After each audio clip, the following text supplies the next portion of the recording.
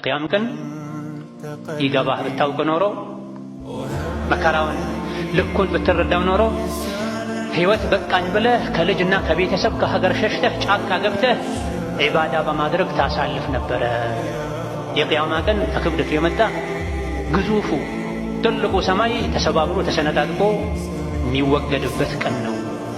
የቅያም ቀን ከክብደቱ የመጣ ምንም የማያውቁ ሕፃናት መሃል አናታቸው የሚሸብትበት ቀን ነው። ሽበት ጣል ለማድረግ ብቻ ሳይሆን ወተሺቡ ሚንሁ መፋሪቁ ሚንዳኒ የሕፃናት አናታቸው መሃል ፀጉራቸው የሚሸብትበት ቀን እጅግ በጣም የሚያስፈራ ኮስታራ በመከራ የተሞላ መከራው የሰው ልጅን በሙሉ የሚያዳርስ ቀን ነው። ከሰው አልፎ እንስሳት ሁሉ ጌታዬ ሆይ ተበድያለሁ ብለው ቀርበው እንስሳት ሁሉ ሐቃቸው የሚያገኙበት ቀን አይደለም። የሰው ሐቅ የበላ ሪባ የበላ ዝምድናን የቆረጠ ሶላትን የተወ ይቅርና ቀንድ ያላት በግ ቀንድ የሌላትን ከወጋች፣ ቀንድ ያለው በሬ ቀንድ የሌለውን ከወጋ ሐቁን የሚያገኝበት ቀን፣ በዳዮች አፈር በሆንኩ ብለው የሚመኙበት ቀን።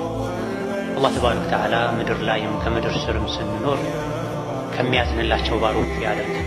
ዱንያ ኸይራችንን እሱ ያሳምረልን፣ አሟሟታችንንም ሕይወታችንም እሱ ያሳምረልን።